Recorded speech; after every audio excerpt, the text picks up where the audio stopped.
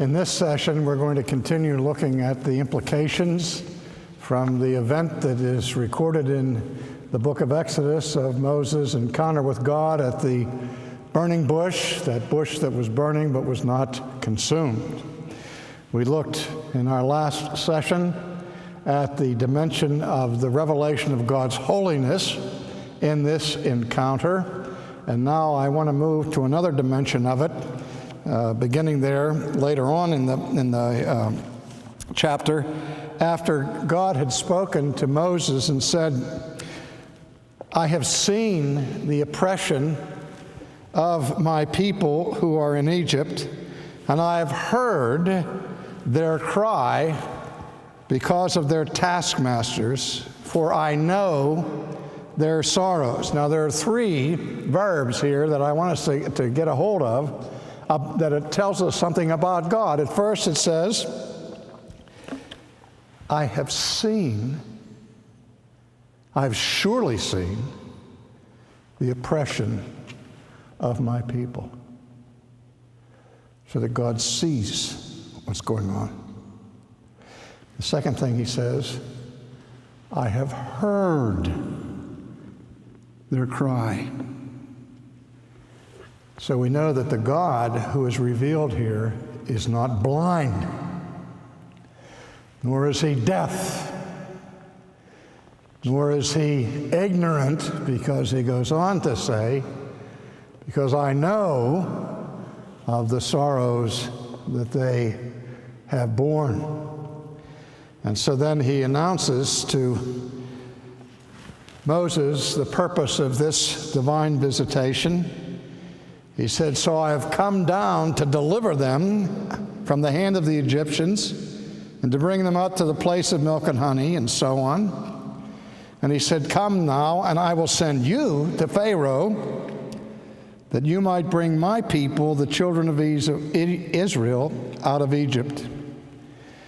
Now, the first thing that Moses says to God in response to this is a question. Moses' question is this: who am I? All of a sudden, Moses apparently doesn't know who he is.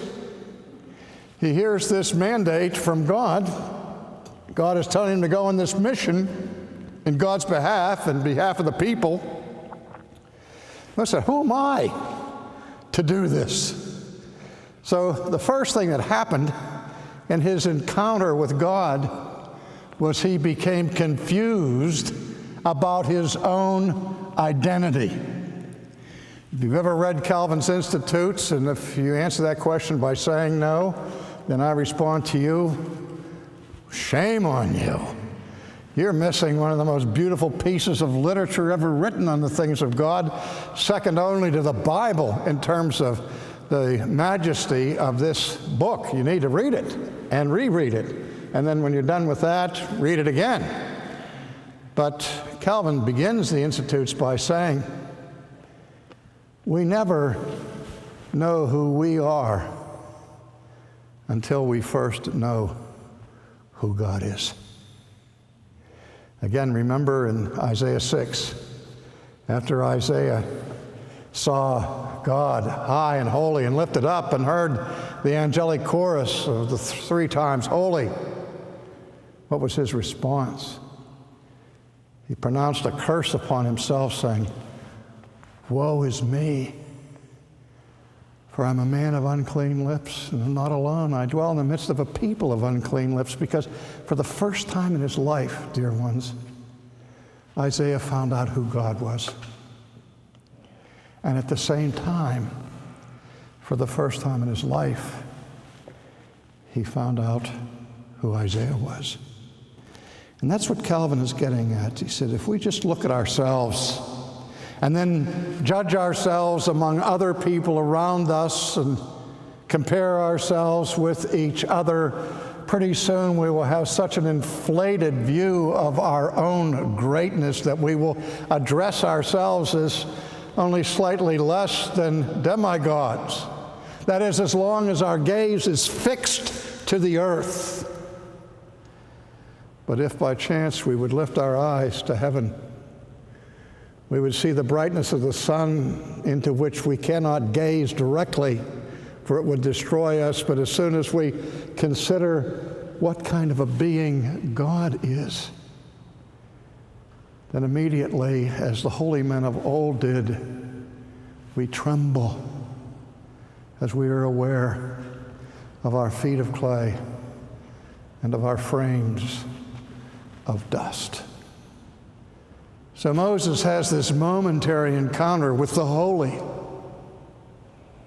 And the closer he gets, the more afraid he becomes. And when he hears the voice of God, and the voice of God sends him on a mission, wait a minute. Who am I that I should go on this mission? And so God said, I will certainly be with you. He doesn't really answer Moses' question as to who Moses is. He just said, don't worry about who you are, because I'm going to be with you.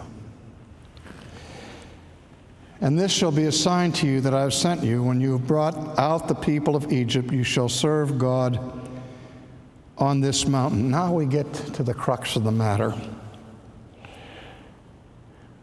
Moses said to God, indeed, when I come to the children of Israel and say to them, the God of your fathers has sent me to you, and they say to me, what is his name? What shall I say to them? So now you see where Moses is directing his interrogation. He's no longer asking the question, who am I? What's he asking? Who are you? What's your name? We started Ligonier Ministries about 40 years ago. In the very early days of that ministry, I had somebody come and ask me the question, what are you trying to do? What's your mission? What's the purpose of this ministry that you've put together?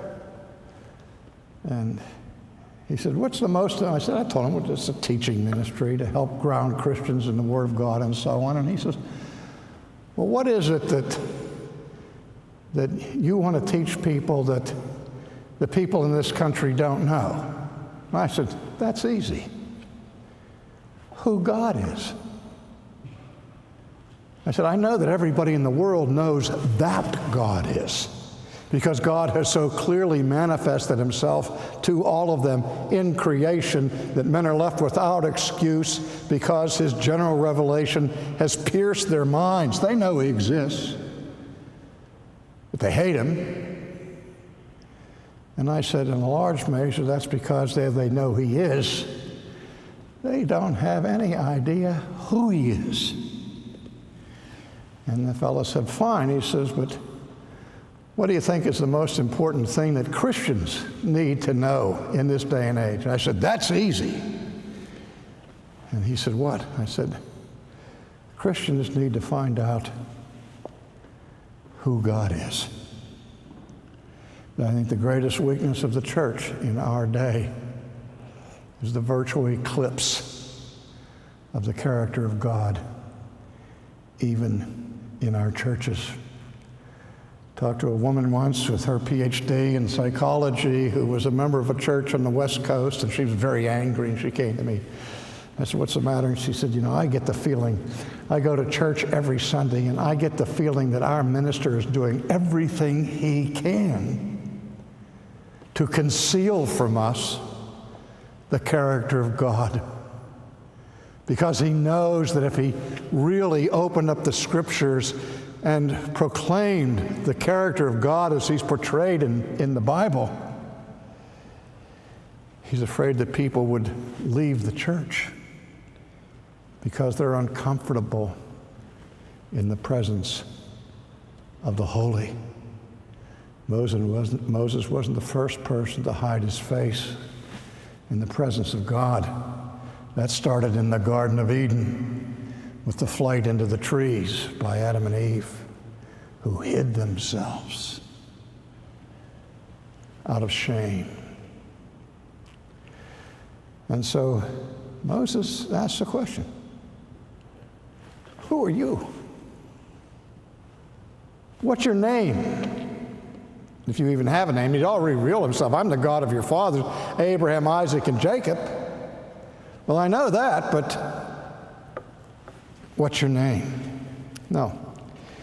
Before we explore that question further, I want to relate another incident that I observed on television about 30 years ago.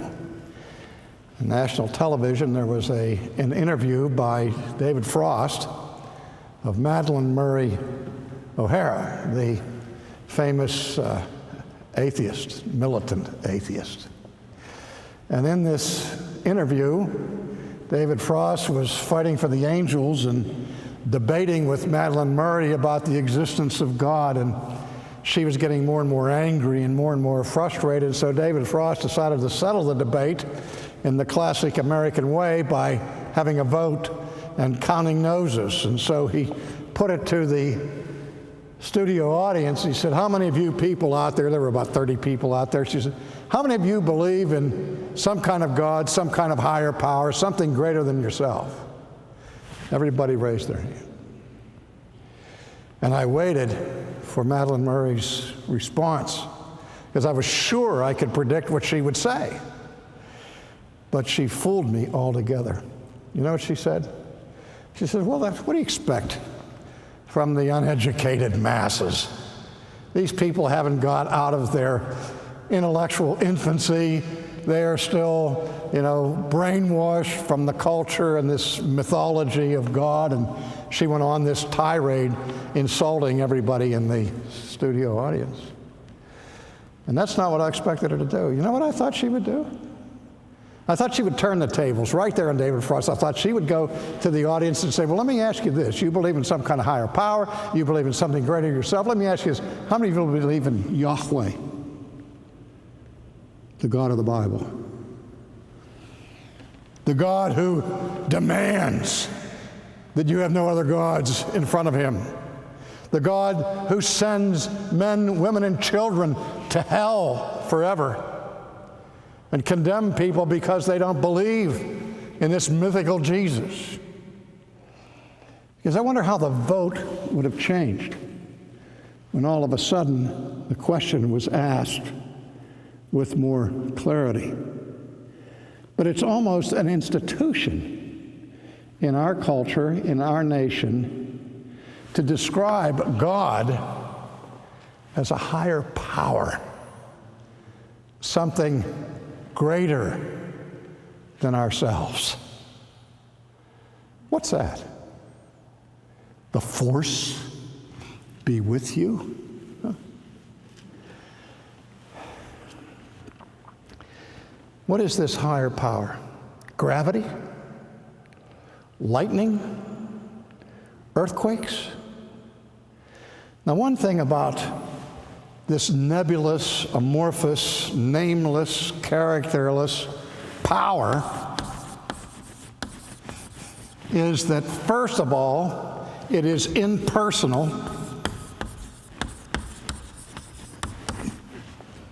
Impersonal. And second of all, and most important, it is amoral. See, there's an upside and a downside to worshiping a higher power, a nameless, faceless force like gravity or cosmic dust or lightning or thunder. Here's the upside to a sinner: a force that is impersonal and amoral, makes no ethical demands on anybody. Gravity does not make judgments about people's behavior unless they jump out of windows 6 stories high. But even at that, there is no personal condemnation that comes from gravity or an earthquake Gravity has no voice. It says nothing, it sees nothing, and it knows nothing. We could describe this higher force that is the God of our culture like the three monkeys: see no evil, hear no evil, speak no evil. Nobody's conscience is seared by gravity. If the higher power is impersonal and amoral, that gives you a license to behave any way you want to behave with impunity. But what's the downside? The downside is that there's nobody home out there. That this force means that in the universe, there is no personal God, no personal Redeemer.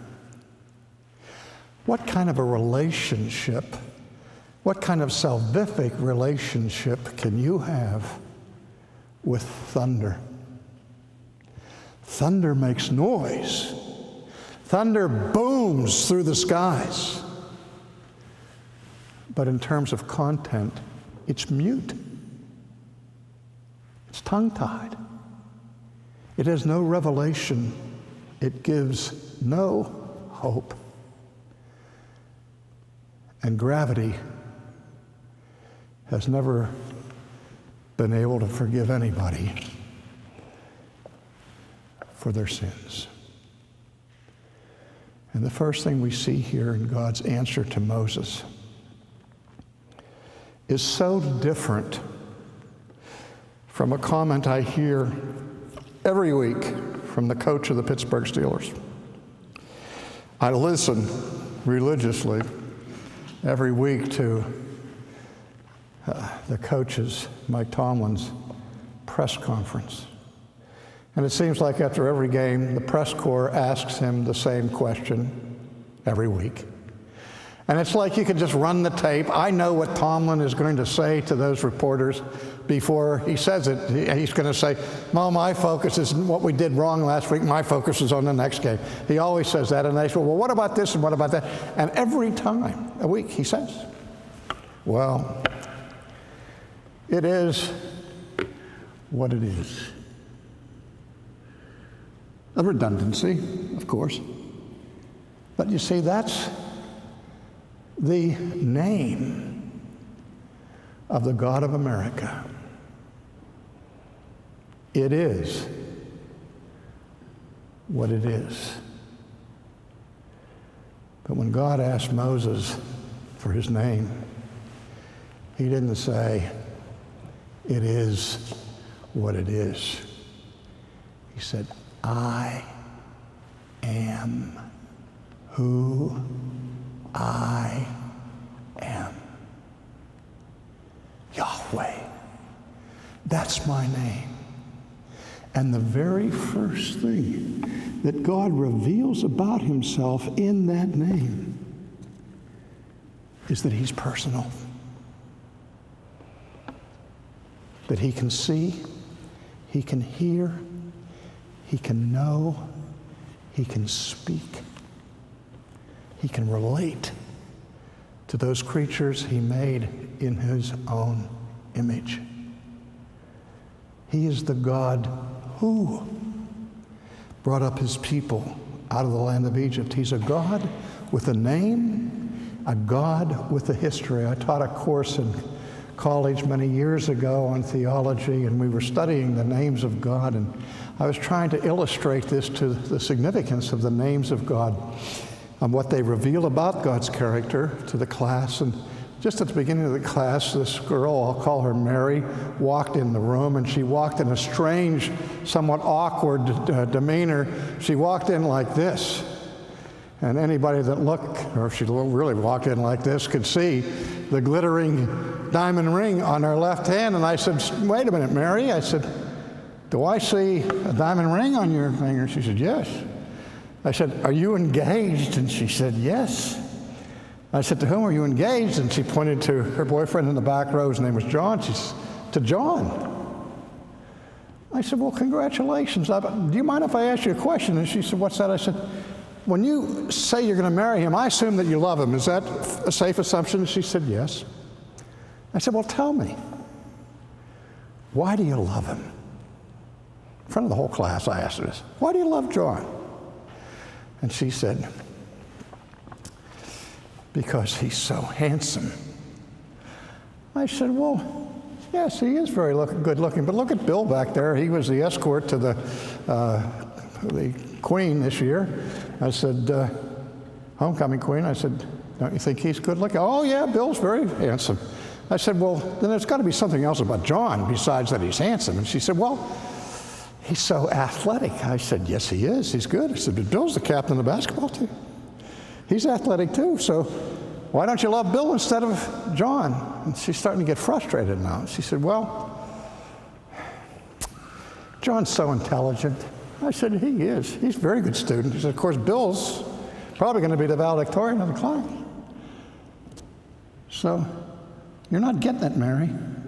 There's got to be something else about John that distinguishes him from Bill in your eyes and in your appreciation, something unique to him that causes you to have this great affection.